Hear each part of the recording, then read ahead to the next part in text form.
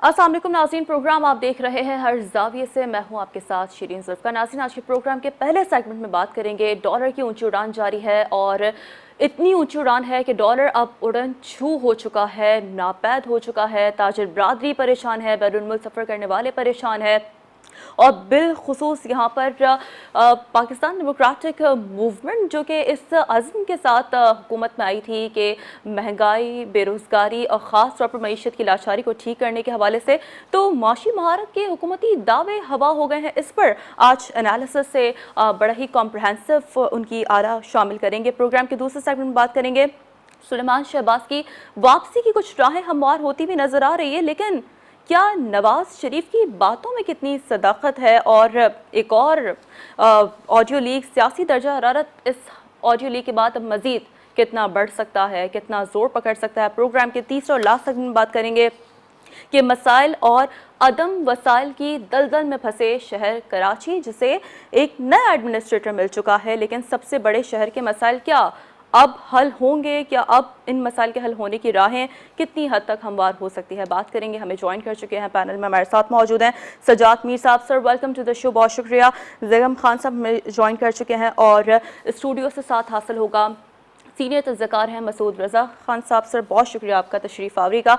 सबसे पहले बात करेंगे सजाद मीर साहब। सर, डॉलर की इतनी ऊंची उड़ान है कि उड़न छू हो चुका है, ताजिर बरादरी परेशान है, बैरून मुल्क सफ़र करने वाले परेशान है। सर, कहाँ गए वो काफ़ी दावे वादे मईशत को ठीक करने के, डॉलर की ऊंची उड़ान को कंट्रोल करने के? क्या कमेंट करेंगे सर इस पर? अच्छा, अगर आपके ख्याल में ये इनका दौर ख़त्म हो जाए और कोई नया दौर आ जाए, तो आने वालों के पास कोई ऐसा माहिर मईशत मौजूद है जो इस मसले को हल कर दे? क्या आपके ख्याल में हफीज शेख या शौकत तरीन या हमाद अजहर या वो हमारे जो असद उमर है, इन्होंने मसाइल हल कर दिए थे, इन्होंने तय कर दिए थे? अब बहस छिड़ गई है। मुफ्ता इस्माइल ये कहते हैं, इसहाक डार ये कहते हैं, इसहाक डार इतने दावों के साथ आए थे। हो सकता है वो बहुत कुछ ऐसा काम उन्होंने किया हो कि अगर ना किया होता तो हमारी मैशत बिल्कुल बैठ गई होती। इसहाक डार भी कोई गैर मामूली मैशतदान तो है नहीं, मैशतदान तो वो है ही नहीं, बेसिकली तो वो चार्टर्ड अकाउंटेंट है। और मैं ये बार बार कहता हूँ कि हमारी मैशत को अनलकीली चार्टर्ड अकाउंटेंट और फंड, जिससे मैं फंड मैनेजर यानी बैंकर्स, इनके स्पुर्द कर दिया गया है। इस वक्त मुल्क की मैशत जिस तरफ ढलान पे जा रही है, उसमें बहुत सी वजूहत और भी हो सकती हैं। मसलन सैलाब की भी हो सकती है, इंटरनेशनल जो जंग शुरू हो गई रूस के साथ, उसका भी असर हो सकता है। डॉलर दुनिया भर में महंगा भी हुआ है। तो पाकिस्तान, यूरो कहाँ खड़ा है, पाउंड कहाँ खड़ा है। और अगर जाके मैशत का हाल देखें तो बरतानिया में शरह सूद कितनी हो गई है और अमेरिका में कितनी हो गई है।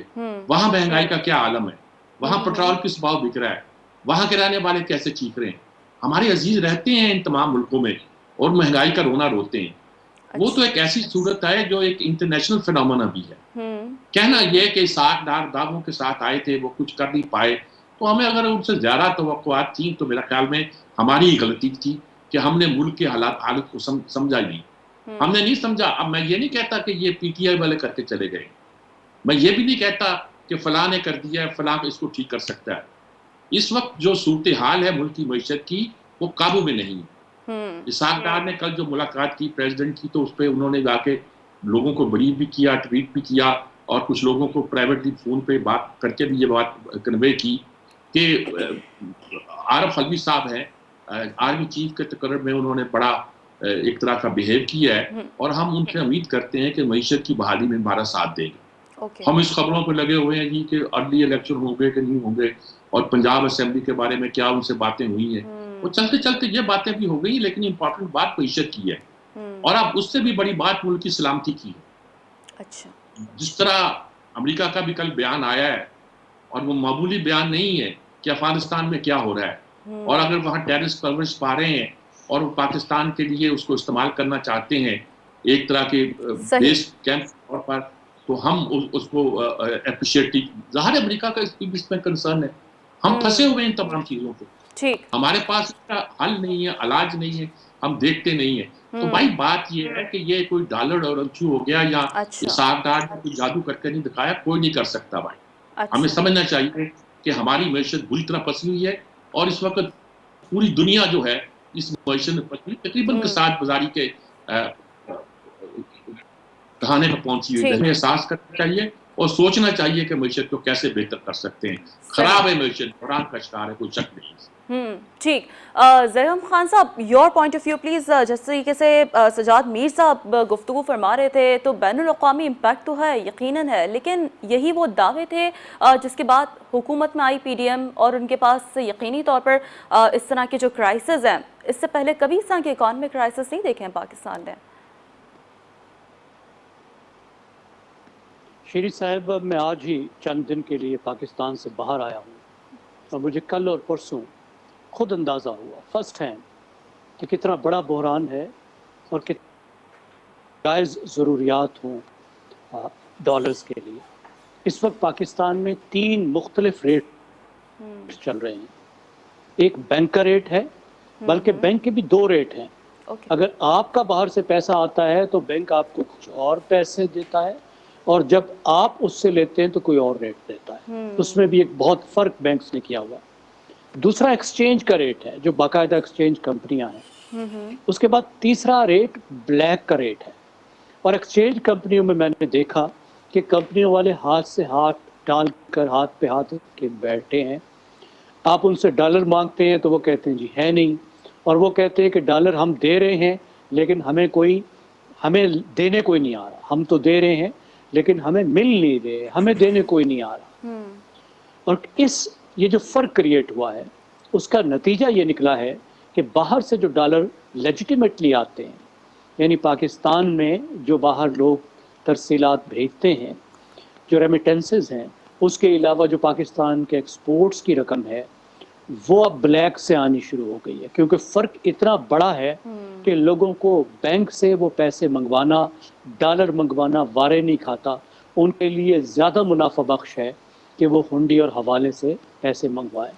ये किसी भी मुल्क के लिए इंतहाई ख़तरनाक सूरत हाल होती है, क्योंकि हुंडी और हवाले से जो रकम आ रही होती है वो आपकी मईशत में नहीं जा रही होती। और पाकिस्तान, जिसका बड़ा बहरान ही करंट अकाउंट डेफिसिट का है, नंबर 1 हमारा माशी बहरान ये है कि पाकिस्तान के पास डॉलर्स की कमी है, वहाँ ये सूरत हाल पैदा हो रही है। और ये बराह रास्त नतीजा है उन पॉलिसियों का जो इसहाक डार साहब अपना रहे हैं। इसहाक डार साहब को बुलाया गया था इलेक्शन जीतने के लिए, यानी वो इस तरीके से मैनेज करें इकानमी को कि मुस्लिम लीग नवाज इलेक्शन जीत सके। उन्हें इसलिए नहीं बुलाया गया था कि वो पाकिस्तान के बुरान को देरीना तौर पर हल कर दें। और पॉपुलिस्ट जो उन्होंने फैसले किए हैं और करने की कोशिश की है, उसके नतीजे में पाकिस्तान का बुरान मजीद गहरा हो गया है। अफगानिस्तान की बात आप देखिए कि अफगानिस्तान की मदद करने के लिए हमने कहा जी आप कर लो, एक्सपोर्ट जितनी करनी है। क्या कोई दुनिया का कोई मुल्क ये अफोर्ड कर सकता है? क्या अफगानिस्तान को फाटा है, पाकिस्तान का हिस्सा है कि हम अपनी कीमत पर उनसे वो चीज़ें मंगवाएं जिसकी हमें ज़रूरत नहीं है, वो फल मंगवाएं, वो सब्जियां मंगवाएं जो हमारा किसान पैदा करता है, अपने किसान को नुकसान पहुंचाएं? भैया आप उनको मदद करना चाहते हैं तो आप पोर्ट में मदद कीजिए कि आप हमारे एक्सपोर्ट कर लें इस्तेमाल करते हुए। आप बॉर्डर पे मदद कीजिए कि आप भारत को एक्सपोर्ट कर लें। और वज़ीर आज़म साहब ने बड़ी खुशी ऐलान किया था कि हम अफगानिस्तान के साथ रुपए में तिजारत करेंगे और $2 बिलियन बचेंगे।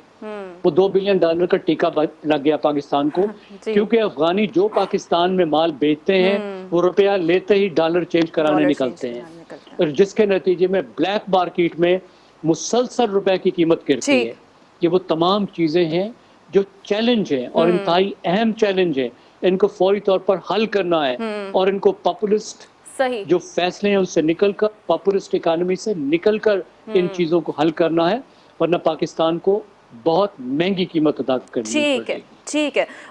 मसूद रज़ा, your point of view please. अगर नजरें मईशत संभालने पर हो, ना कि कुर्सी संभालने पर, तो ही शायद हम इस बहरान से बाहर निकल सकते हैं। देखें, मैं बार बार कहता हूँ कि हमें घर चलाना होता है और जिन्हें मुंतखब किया जाता है और जो हुकूमतें बनती हैं उन्हें मुल्क चलाना होता है। मुल्क में जो हुकूमत की तब्दीली का अमल था वो इस नारे के साथ था कि मुल्क में महंगाई को ख़त्म करेंगे। महंगाई मुकाम मार्च और एहतजाज किए गए और मईशत तबाह हो रही है, मईशत को बचाना है, सियासत को कुर्बान करना है। زیغم صاحب جیسے فرما رہے تھے درست فرما رہے تھے، اور سجاد میر صاحب بھی درست فرما رہے تھے کہ کسی ایک کے بس کی بات نہیں ہے، اور کیا پرانے والے ہوتے تو وہ سنبھال لیتے یا نئے والے جو ہیں وہ سنبھال پائے، یا اسحاق ڈار صاحب کو لایا گیا تو الیکشن جیتنے کے لیے لایا گیا، ہمیں تو بتایا گیا تھا کہ ہم معیشت بچانے کے لیے سیاست کو قربان کر دیں گے، تو وہ دعوے کہاں گئے؟ مشکل فیصلے کرنے تھے۔ آج ملک کی صورتحال یہ ہے کہ کراچی پورٹ پر تمام جو امپورٹس ہو رہی ہیں وہ بلاک ہو چکی ہیں، ایل سیز نہیں کھل رہی، ڈالر موجود نہیں ہے، ٹیکنیکلی بینک ڈیفالٹ ایک طرح کا ہو گیا، ہم پیمنٹ نہیں کر رہے۔ اب یہی ہے نا کہ ہم نے اپنے جو بانڈز ہیں ان کی وہ جو میچور ہوتے ہیں تو ان کی پیمنٹ کر دیتے ہیں، یعنی وہ نہیں کریں گے تو ہم باقاعدہ ڈیفالٹ کر جائیں گے، ورنہ ایک طرح کا ڈیفالٹ تو ہو ہی چکا ہے ملک کے اندر۔ تو سیاست تو نہیں بچائی گئی، معیشت کا ستیہ ناش ہو گیا اور معیشت بھی نہیں بچائی۔ سیاست تو بچا لی، معیشت نہیں بچتی نظر آ رہی۔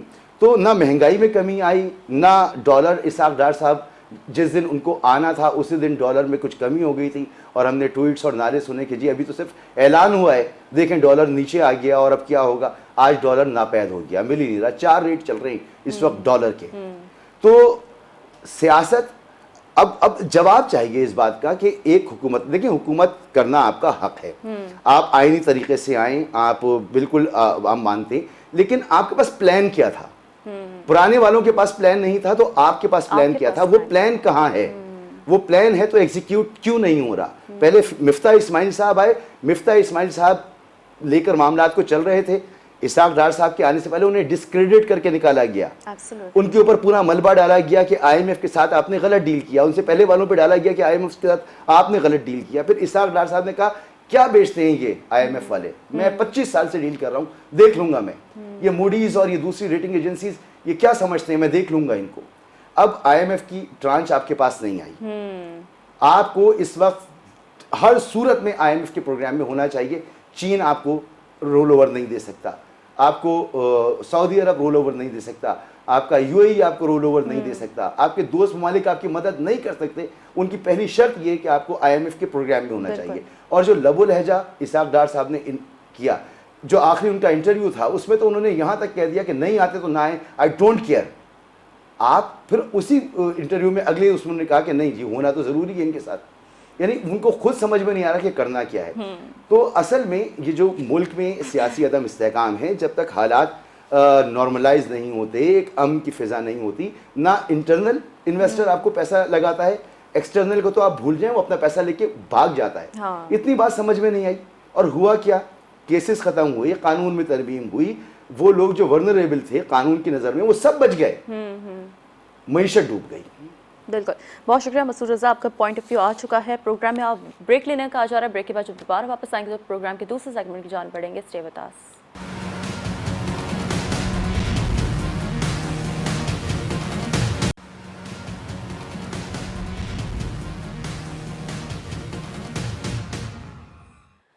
ویلکم بیک ناظرین، پروگرام کے دوسرے سیگمنٹ میں آپ کچھ بات کریں گے۔ سلمان شہباز کی واپسی کی راہیں ہموار ہو رہی ہے، وہیں پر نواز شریف کی واپسی کی باتیں بھی زور پکڑ رہی ہیں۔ ایک اور آڈیو لیک ہو چکی ہے، سیاسی درجہ حرارت کتنا بڑھ سکتا ہے؟ جی زیغم خان صاحب۔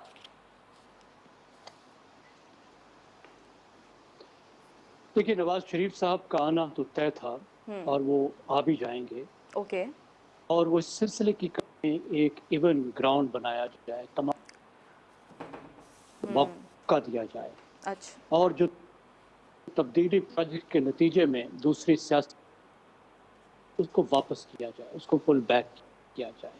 اور ہمیں معلوم ہے 2016 کے بعد سے کس طریقے سے احتساب کے نظام کو پولیٹیکل انجینئرنگ کے لیے استعمال کیا گیا، سیاسی جماعتوں سے بالعموم اور مسلم لیگ نواز سے خاص طور پر کس طرح کی زیادتیاں کی گئیں اور کس طرح کا سلوک کیا گیا۔ اب سسٹم جو ہے اس سے ہماری اسٹیبلشمنٹ طائب ہو چکی ہے، اور پاکستان میں ایک ایسا میدان تیار کیا جا رہا ہے جو سب کے لیے ہموار ہو، اچھا، اور ساتھ زیادتی نہیں ہونی چاہیے، پی ٹی آئی کے ساتھ بھی نہیں ہونی چاہیے، سب کو قانون کے ساتھ سامنے اکاؤنٹیبل ہونا چاہیے، لیکن زیادتی کسی کے بھی ساتھ نہیں ہونی چاہیے۔ لیکن میں سمجھتا ہوں افسوسناک بات یہ ہے کہ پاکستان میں احتساب کا جس طریقے سے استعمال کیا گیا، جس طریقے سے اس کو پولیٹیکل نیریٹو کے طور پر بنایا گیا، جس طریقے سے اس کو سیاسی انجینئرنگ کے لیے استعمال کیا گیا، اور جس طریقے سے اس کو انتقام کے ایک ہتھیار کے طور پر استعمال کیا گیا، اس کا نتیجہ یہ نکلا کہ پاکستان میں آپ کو احتساب کے دروازے بند ہوتے نظر آ رہے ہیں۔ پاکستان میں سب کے لیے ایک کھلی چھٹی ہو گئی ہے، اور جن کو جو حساب دینا تھا وہ حساب بھی نہیں لیا جا رہا۔ یہ ایک افسوسناک بات ہے۔ میرا خیال ہے پاکستان کے سسٹم کو کلین کرنے کے لیے انتظامات کیے جانے چاہیے۔ وہ تبھی ہو سکتا ہے جب پاکستان کی جو رولنگ ایلیٹ ہے وہ تمام مل کر بیٹھیں اور اس کو طے کریں کہ اس ملک کو کیسے چلانا ہے۔ ایک طرف تو احتساب کو سیاسی انتقام کے لیے اور سیاسی انجینئرنگ کے لیے استعمال نہ کیا جائے، اور دوسری طرف سے کھلی چھٹی یا امپیونٹی بھی نہیں ہونی چاہیے۔ میرے خیال میں بہت سے ایسے سوالات ہیں جن کا شہباز شریف صاحب کو اور سلمان شہباز کو جواب دینا تھا اور جواب دینا چاہیے۔ وہ سوال اس طرح نہیں ہے جس طریقے سے نیب اپنی کو انہوں نے نہیں بتانا تو ایف بی آر کو تو بتانا ہے۔ دنیا بھر میں ایف بی آر بھی بہت طاقتور ادارہ ہوتا ہے۔ جب آپ ٹیکس بچانے کے لیے بھی اس طرح کے کام کرتے ہیں جس طرح کے ہمیں ان کیسز میں نظر آ رہا ہے جو شہباز شریف صاحب وزیر اعظم صاحب کے خلاف تھے اور سلمان صاحب کے خلاف تھے، تو وہ بھی سنجیدہ ہوتے ہیں۔ لیکن پاکستان میں ایف بی آر کے معاملات کو تو سنجیدہ لیا ہی نہیں لیا جاتا۔ اس لیے نہیں لیا جاتا کہ اگر ایف بی آر کو سنجیدہ لے لیا جائے تو پاکستان میں کوئی بچے گا ہی نہیں۔ پاکستان کی پوری اشرافیہ نے وہ سب کچھ کیا ہوا ہے جس کی وجہ سے ایف بی آر کی گرفت میں وہ آ سکتے ہیں۔ تو یہ وہ چیز ہے جس کو تبدیل کرنے کی ضرورت ہے۔ آپ کا ٹیکسیشن صرف 9% ہے جی ڈی پی کا، بھارت کا 17% ہے۔ اسی لیے یہ ملک نہیں چل رہا ہے، اسی لیے آپ بھیک مانگتے پھر رہے ہیں، اسی لیے بینکوں کے تمام پیسے اٹھا کے حکومت استعمال کر لیتی ہے، اور جو آپ کا بزنس ہے اس کو دینے کے لیے بینکوں کے پاس کچھ بچتا نہیں ہے۔ تو یہ پورا ایک سسٹم کلین اپ کرنے کی ضرورت ہے۔ آپ ضرور ہموار میدان پیدا کیجئے، زیادتیوں کا ازالہ کیجئے، لیکن پاکستان کے جو مسائل ہیں ان کو بھی حل کریں۔ بالکل بالکل، بہت اشد ضرورت ہے اس وقت مسائل حل کرنے کی ملک کے۔ جی مسعود رضا صاحب، آپ کیا کہیں گے؟ اسٹیک ہولڈرز کا اس وقت مل بیٹھنا بڑا ضروری ہے، کیونکہ معیشت کے بڑھتے ہوئے مسائل اور یہ سیاسی درجہ حرارت اب ملک کو کہاں لے جا سکتا ہے؟ بالکل، یہ مل بیٹھنا چاہیے، بہت پہلے سے مل بیٹھنا چاہیے تھا۔ خان صاحب کو اپنی اناؤں کو قربان کرنا چاہیے، اپنی اناؤں پہ ان کو نہیں کھڑے ہونا چاہیے۔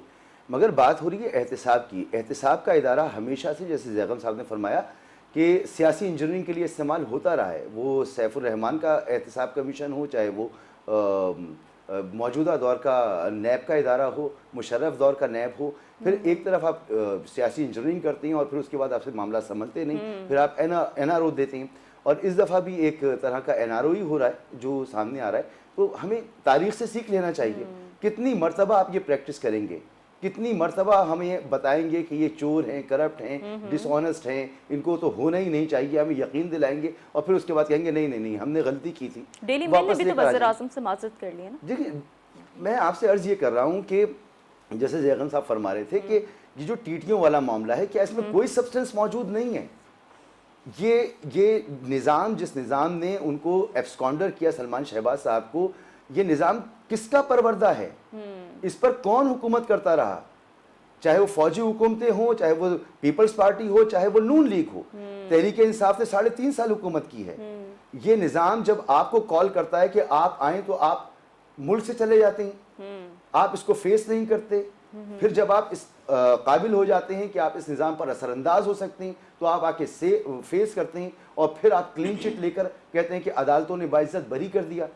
ماضی میں بھی ہوتا رہا، اب بھی ہوتا رہا، تو یہ ایک بار پھر ہو جائے گا۔ ہمارے لیے کوئی نئی بات تو نہیں ہے۔ آڈیو کا معاملہ، آڈیو کس نے ریکارڈ کی، کہاں سے آئیں، کیا مقاصد تھے، بات اس پر ہوتی رہی۔ مرکزی حکومت کا جواب آیا کہ کوئی نہیں، وہ تو بہرے شہرے تھے، وہاں کے اسٹاف تھے، 6 لوگ تھے، وہ آ کر وہ ڈیوائس لگا دیتے تھے اور نکال لیتے تھے۔ اتنی سادی سی بات تھی۔ وزیر اعظم ہاؤس کی آڈیوز ریکارڈ ہو رہی تھی، اور یہ ٹیلی فونک گفتگو ریکارڈ ہو رہی ہے۔ کس کے پاس ہیں، کون اسے استعمال کر رہا ہے؟ اگر اس کا کوئی قانون کے دائرے میں یہ معاملات آتے ہیں تو حکومت کیا کر رہی ہے؟ پکڑے، بشرا بی بی کو پکڑے، عمران خان کو پکڑے، سزائیں دلوائے۔ اگر نظام میں یہ قوت ہے اور اگر نہیں ہے اور یہ لیک ہوتی ہیں تو پھر یہ ایک نیریٹو بلڈنگ ہے، یہ سیاسی مقاصد حاصل ہو رہے ہیں، کسی کو گرانا، کسی کو اٹھانا. نواز شریف صاحب کو جیسے نکالا گیا غلط نکالا گیا، اب جو کچھ ہو رہا ہے وہ غلط ہو رہا ہے. تو ہمیں سیکھنا چاہیے. ہم کچھ ٹھیک نہیں کر سکتے، ہم التجا کر سکتے ہیں کہ خدا کے لیے سیکھیں معیشت کہاں پہنچ گئی، ملک کہاں پہنچ گیا، اور آپ اب تک ان چیزوں میں لگے ہیں. ٹھیک، سجاد میر صاحب، your point of view please. دیکھیں بات یہ ہے کہ احتساب تو ہونا چاہیے صاحب کا. اب میں جو بات کرنے لگا ہوں، میں کہ اگر کسی پارٹی کا ممبر ہوتا تو یہ بات میں کبھی نہ کرتا، کسی کے حق میں نہیں جاتی. جن کے حق میں کیس پیش کروں گا ان کے بھی حق میں نہیں جاتی. وہ بات میں یہ عرض کرنا چاہ رہا ہوں کہ یہ جو شریفوں کے خلاف جتنے بھی مقدمات ہیں ان میں سے کوئی پانی کا مقدمہ یا کوئی اس طرح کے جو اسٹیٹ کو یا اسٹیٹ کے خزانے کو مس یوز کرنے کے حوالے سے ہیں، ورنہ سارے مقدمات وہ ہیں کہ جو پاکستان کے کسی بھی سرمایہ دار کو پکڑ لیں. میں اس وقت کہا کرتا تھا جب جہانگیر ترین تحریک انصاف میں تھے کہ وہ پاکستان کے کریم ترین سرمایہ داروں میں گنے جاتے ہیں، کیپٹلسٹ انٹرپرینور میں گنے جاتے ہیں. ان کو پکڑ لیجئے تو کارپوریٹ کرپشن کا معیار وہاں بھی وہی ہوگا جو یہاں ہے. پاکستان میں کارپوریٹ کرپشن کا جو معیار ہے اس کی حد یہ ہے، دنیا میں ہے ویسے تو، لیکن پاکستان میں جو معیار ہے اس کی حد جو ہے وہ انتہا پر ہے. اب مسئلہ یہ آ پڑا ہے، میں یہ کہتا ہوں کہ یہ جو جتنے کیس نکالے گئے ہیں ان لوگوں کے خلاف، اس میں کہیں کمیشن کا کیس نہیں ہے، اس میں کہیں کوئی پیسے کھانے، سرکاری پروجیکٹ پہ پیسے کھانے کا کیس نہیں ہے تو منی ٹریل دے دینا کہ فلاں چیز پہ یہ کیا، فلاں چیز پہ وہ کیا، نہیں ہے. لیکن یہ ان کا ڈیفنس نہیں ہے، یہ تو ان کے خلاف جاتا ہے. انہوں نے کارپوریٹ کلچر کو خراب کرنے میں اتنا ہی حصہ لیا جتنا دوسرے لگ سکتے ہیں. ایک زمانے میں ہمارے انقلابی کہا کرتے تھے، مجھے ان کا نام بھی یاد آ رہے ہیں، کہ جب نواز شریف کا انہوں نے ساتھ دینا شروع کر دیا، بڑے انقلابی تھے، بڑے لیفٹ کے تھے، تو ان سے پوچھا گیا تو انہوں نے آرٹیکل لکھا، اب تو اللہ کو پیارے ہو گئے، وہ بہت کمال کا آرٹیکل لکھا. انہوں نے کہا کہ میں نواز شریف کا ساتھ اس لیے دے رہا ہوں کہ نیشنل برجوازی جو ہے وہ جاگیردار سے بہتر ہوتا ہے. اس خیال سے بہت سے لوگ آئے، انقلابی بھی، انہوں نے کہا کہ نیشنل برجوازی ہے. اب پتہ چلا کہ یہ جو نیشنل برجوازی ہے یہ لوٹ سوٹ کا جو اس ہمارے ملک میں معیار ہے اس کو انتہا پہ پہنچا دیا. ایک زمانہ تھا کہ جاگیردار جیتا تھا، سائیکل کھڑا ہو گیا تھا، ایک زمانہ فیصلہ آباد سے ہار گیا. لوگوں نے کہا سرمایہ سے کوئی نہیں جیتا، جیتا وہ ہے جس کے اثرات ہوتے ہیں، اور جاگیردار کے اثرات ہیں، دوسرے لوگوں کے دھڑے ہیں وہ ان کے اثرات ہیں، ان کے اثرات نہیں ہوتے. تو جو بات میں کہنا چاہتا ہوں، جو عرض کرنا چاہتا ہوں کہ اصل چیز یہ ہے کہ ان لوگوں کو جو پکڑا گیا نا وہ کسی اور عدالتوں کا کام تھا. اب مجھے بتائیے کہ اس ملک کے کتنے سرمایہ دار ہیں جو پکڑے گئے ہیں اس کیس میں کہ انہوں نے پیسے باہر بھیجے، پیسے باہر سے منگوائے، ٹیکس بچائے اور پتہ نہیں کیا کیا کیا. ہم نے ایمنسٹیاں دی لوگوں کو، ہم نے لینڈ ہولڈر کے خلاف ہم تقریریں بھی کرتے ہیں اور سب سے زیادہ چھوٹ ان کو دیتے ہیں. ہم نے وہ راستے پیدا کیے ہیں جس کی انتہا نہیں، ہم خود اس کو انکریج کرتے ہیں. ہم کہتے ہیں، دیکھیں جو ہم کہتے ہیں کرتے اس سے الٹ ہے. ہم کہتے ہیں کہ ہماری اکانومی امپورٹ بیسڈ ہو گئی ہے اور امپورٹ بیسڈ نہیں ہونی چاہیے تھی. اور کیا فخر اس پہ کر رہے ہیں کہ ہم نے گاڑیوں کی پروڈکشن بڑھا دی ہے. اور گاڑیوں کی پروڈکشن بڑھانے کا مطلب ہے کہ سارے پرزے سب کچھ اس کا باہر سے آتا ہے، یہاں صرف اسمبل ہوتا ہے اور پھر وہ باہر جاتا بھی نہیں ہے کہ ہم ان چیزوں کو ایکسپورٹ کرتے ہوں. گاڑیوں کی سیل بڑھا دی ہے. کیا مطلب کہنے کا ہمارا؟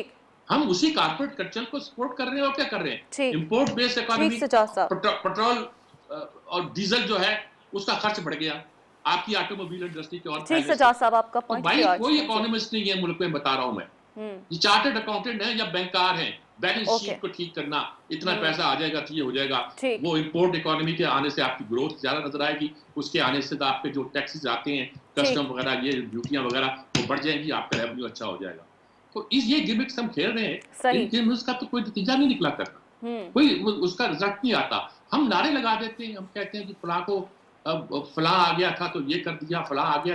کسی کے ہاتھ پلے میں کچھ نہیں ہے بھائی، میں صاف کہتا ہوں کسی کے ہاتھ پلے میں کچھ نہیں ہے. اور اس وقت یقینی طور پر یہ مسعود رضا نے ٹھیک کہا کہ جب تک مساق معیشت بار بار کہتے ہیں اب تو کلیشے بن گیا ہے. آپ بیٹھ کے طے نہیں کرتے کہ یہ کام ہم نے نہیں کرنا، یہ کام ہم نے، یعنی کہ کوئی چند چیزوں پر ایگری نہیں کرتے، اس وقت تک ملک کی نہ معیشت سنبھل سکتی ہے، نہ سلامتی کا مسئلہ جو ہے وہ زیادہ سکیور ہو سکتا ہے. دیکھیے آخری بات میں کہنا چاہتا ہوں کہ یہ جو ہم کہتے ہیں نا افغانستان کے حوالے سے ہم نے یہ کیا تو یہ افغانستان کی پالیسی ہماری نہیں ہے. افغانستان کی پالیسی ہم امریکہ کو خوش کرنے کے لیے اور سعودی عرب کو خوش کرنے کے لیے اور ان تمام طاقتوں کو خوش کرنے کے لیے ان کے بہاف پہ کر رہے ہیں. ہم اس کی پراکسی کر رہے ہیں ابھی تک. اور یہ دیکھیے سوچنے کی بات ہے. اس لیے جب ہم نے شکایت کی ہوگی تو امریکہ نے کہا کہ دیکھیں ہم دیکھیں گے جہاں اگر ٹیررسٹ کی پرورش ہو رہی ہے تو ہم ان کو ہٹ کریں گے, ٹارگٹ کریں گے وغیرہ وغیرہ. یہ سارا جو نقشہ ہے یہ اسی کانٹیکسٹ میں آتا ہے, اس کو اسی کانٹیکسٹ میں دیکھا. ٹھیک, بہت شکریہ سجاد میر صاحب, آپ کا بڑا ہی کمپریہنسو انالیسس سامنے آ چکا ہے. ناظرین بریک لینے کا کہا جا رہا ہے, بریک سے واپس آئیں گے. اسٹے ود اس.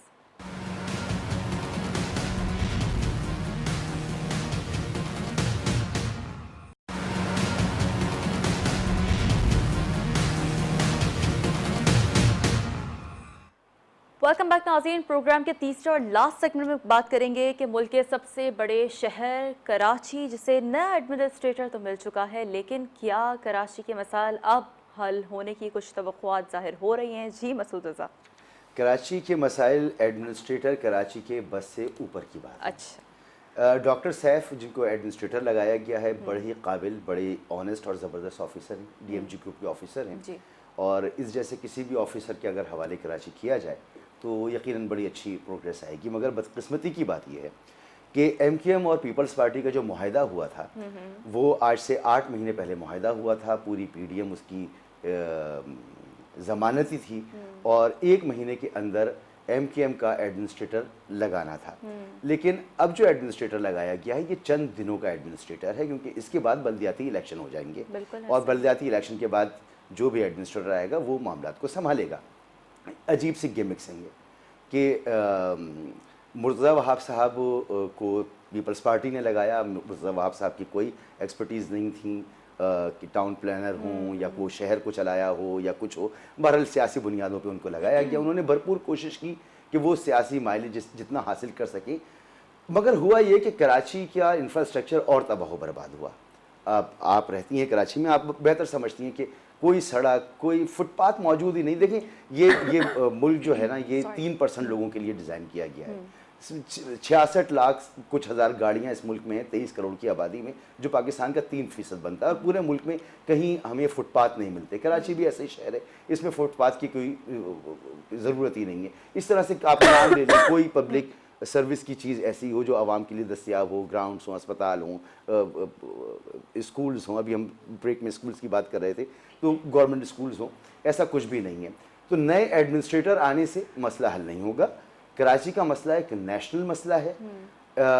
کراچی کا سب سے بڑا مسئلہ سینسس کا مسئلہ ہے, یعنی 1 کروڑ 60 لاکھ کی آبادی سرکاری طور پر ہے, اتنے ہی وسائل ملتے ہیں, بہت زیادہ کرپشن کی نظر ہو جاتا ہے, نااہلی کی نظر ہو جاتا ہے, لگتا نہیں ہے. پھر سیاسی طور پر جو ہے وہ کراچی اس وقت بالکل آزاد نہیں ہے. آپ سمجھتے ہیں کہ کراچی کی ریپرزنٹیشن جو ہے وہ ایک مصنوعی ریپرزنٹیشن ہے, چاہے وہ لوکل سطح پر ہو, چاہے وہ صوبائی پر ہو یا مرکز کی سطح پر ہو. تو کراچی کا مسئلہ جو ہے اس کے لیے کہیں اور فیصلے ہونے ہیں. اچھا. اگر وہاں فیصلے ہوتے ہیں کراچی کو ڈیولپ کرنے کے لیے, کراچی کو ایک پروگریسو اور ترقی یافتہ شہر بنانے کے لیے, تو یہ ایڈمنسٹریٹر سے اوپر کی بات ہے. ڈاکٹر سیف کو لگا دینا, بلدیاتی الیکشن کرانا جو کہ ایک طویل عرصے سے نہیں ہو رہے تھے, اپنے اس کو ڈیلے کیا جا رہا تھا, یہ سارا پروسیس چلتا رہے گا. یہ سب گیمکس ہیں. کراچی کا مسئلہ حل نہیں ہونا, یہ مسئلہ کہیں اور حل ہونا ہے, اور وہ جہاں ہونا ہے وہ سمجھ رہے ہوں گے. ٹھیک. سجاد میر صاحب, سر مسعود رضا صاحب نے بڑی ان ڈیپتھ اور اشارتاً زبردست بات کی کہ کراچی کا مسئلہ کہیں اور حل ہونا ہے, تو جہاں حل ہونا ہے آپ کچھ توقعات نظر آ رہی ہے کہ شاید اگلے کچھ وقت میں یہ مسئلے حل ہوتے ہوئے نظر آئیں؟ جو جہاں اور حل ہونا ہے وہ بھی 85 کے بعد سے حل کرنے کی کوشش کر رہے ہیں. انہوں نے ایم کیو ایم کو پیدا کیا تھا جی, اور پھر جب ایم کیو ایم انہیں سوٹ نہیں کی تو انہوں نے اس کو لپیٹا تھا. بالکل. تو وہ اتنی بات نہیں. اس وقت صورتحال یہ ہے کہ ایم کیو ایم اور پیپلز پارٹی دونوں انتخاب سے خائف ہیں. انہیں صرف پی ٹی آئی اپنی حریف نظر نہیں آ رہی, بلکہ کراچی کی پرانی جماعت جس کے پاس بلدیاتی اقتدار رہا ہے عبدالستار افغانی کی شکل میں, یعنی جماعت اسلامی, اور جو اس وقت بہت ووکل بھی ہے ان کے نعیم الرحمان صاحب, وہ نظر آ رہی ہے کہ وہ بھی کھڑے ہیں ان کے سامنے. اور وہ شاید کہ امیدوار بھی ہوں، ایسی صورتحال نظر آتی ہے. ان سب باتوں تبھی انہوں نے اس کی مخالفت کی ہے، اس کے میل کے لگانے کہاں سے پکڑ کے لے آیا. ایگریمنٹ آپ گھر بیٹھ آ کے میدان میں فیصلہ کریں نا کیا ہوتا ہے. یہ ان کا خیر موقف ہے، پوائنٹ آف ویو. میں نہیں یہ کہہ رہا. میں جو بات کہنا چاہتا ہوں وہ یہ ہے کہ یہ ٹھیک کہہ رہے ہیں کہ کراچی کے فیصلے کہیں اور کیے جاتے رہے ہیں اور ہوں گے بھی کہیں اور سے، اور یہ ہونے چاہیے. کچھ لوگ آتے ہیں وفاق میں کچھ کام کرنا چاہتے بھی ہیں تو کر نہیں پاتے. اس وقت اگر آپ کو سمجھتے ہیں یہ ہوتے ہیں کہ بلدیاتی انتخابات سے پہلے ایم کیو ایم کا میل لگانے کا کوئی انقلاب آ جائے گا تو نہیں آئے گا. انہوں نے وسیم اختر کو بھی میئرشپ دے دی تھی اور رزلٹ ایڈمنسٹریٹرشپ دے دی تھی، جو بھی دے دی تھی، اور میئرشپ دے دی تھی بلکہ، اور دے دی. اس کا رزلٹ نکلا. ان کو وسائل نہیں دیے، اختیارات نہیں دیے. بھائی اصل مسئلہ یہ ہے کہ آپ بلدیاتی نظام کے لیے ایک مضبوط ڈھانچہ بنائیں، بالکل، اور اس ڈھانچے کی شکل جو ہے یہ صوبوں میں ہوگی تو نئے الیکشن 90 دن کے اندر ہوں گے، جس طرح صوبے میں ہوتے ہیں اور وفاق میں ہوتے ہیں. اور ان انتخابات کے بعد ان قوانین کے تحت کوئی ڈی سی او کو اختیار دے دیتا ہے، کوئی میئر کو دے دیتا ہے، کوئی کچھ کرتا ہے، کوئی کچھ کرتا ہے. تو اس طرح تو نظام نہیں چلا کرتے. کراچی تو ایک نوٹ شہر ہے کیونکہ سن 70 سے لے کر جب سے یہ ہماری نئی جمہوریت گویا شروع ہوئی ہے، کراچی میں پیپلز پارٹی اپنی جڑیں مضبوط نہیں کر سکی ہے. 70 میں کراچی میں صرف 60 ہوتے تھے ایم این ایز، اور اس میں سے 2 جو پیرافری پہ تھے. کراچی کی پیرافری پہ تھے عبدالستار گہور اور عبدالحفیظ بھی زیادہ، یہ صرف الیکٹ ہوئے تھے. اور 70 کی موومنٹ میں شیخ جارہ میں سے 9 کے 9 جو تھے پی این اے میں کے الیکٹ ہو گئے تھے. یعنی جو شیخ سے باہر سے بھی آئے تھے، شیخ الغزالی بھی، اسد خان بھی، جس کو ہاتھ رکھ دیا اینٹی پیپلز پارٹی وہ الیکٹ ہو گیا تھا. تو ایسی صورتحال میں پیپلز پارٹی کے لیے یہ ایک کھیل ہے جو دونوں جماعتیں مل کر لڑنا چاہتی ہیں. اس کا فائدہ کوئی کراچی کو پہنچے ہمارا نظر نہیں آتا مجھے، اور دکھائی نہیں دیتا.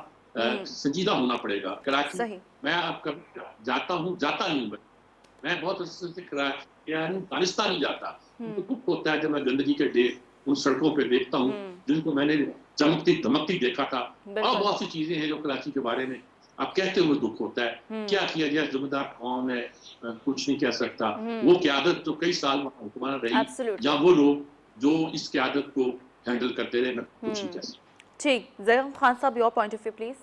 ہماری جو حکمران اشرافیہ ہے اور حکمران طبقات ہیں، انہوں نے پاکستان کے تمام شہروں کے مسئلے حل کر دیے. اب تو چھوٹے شہروں کے بھی وہ مسئلے حل کر رہے ہیں. کراچی کا مسئلہ بھی حل ہو گیا، اور حل یہ ہے کہ جو پاکستان کی 5% آبادی ہے، جو ان شہروں کی 5% آبادی ہے، ان کے لیے شہروں کے 30% رقبے پر شاندار قسم کی ہاؤسنگ سوسائٹیاں بنا دی جن کے گرد 4 دیوی ہو اور جن پر گیٹ لگا ہو اور جس کے اندر کوئی مسئلہ نہ ہو. اور کراچی میں بھی وہ مہیا کر دی گئی ہے. ایسی جگہوں پر کوئی چوری چکاری نہیں ہوتی، کوئی اسٹریٹ کرائم نہیں ہے، بجلی بھی جاتی، گیس کا مسئلہ نہیں ہے، پانی کا مسئلہ نہیں ہے، سڑکیں بہت شاندار ہیں، تو کوئی مسئلہ ہی نہیں ہے. دیکھیں جس کو کوئی تکلیف ہے وہاں پلاٹ لے اور رہے، اور نہیں پلاٹ لے سکتا تو یہ رونا دھونا بند کرے.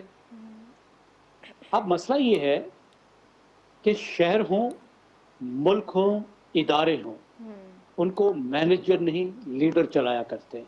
ڈاکٹر صاحب، ڈاکٹر سیف الرحمان بہت اچھے مینیجر ہوں گے، بہت اچھے ایڈمنسٹریٹر ہوں گے، لیکن وہ الیکٹڈ لیڈر تو نہیں ہیں، وہ تو ایک بیوروکریٹ ہیں.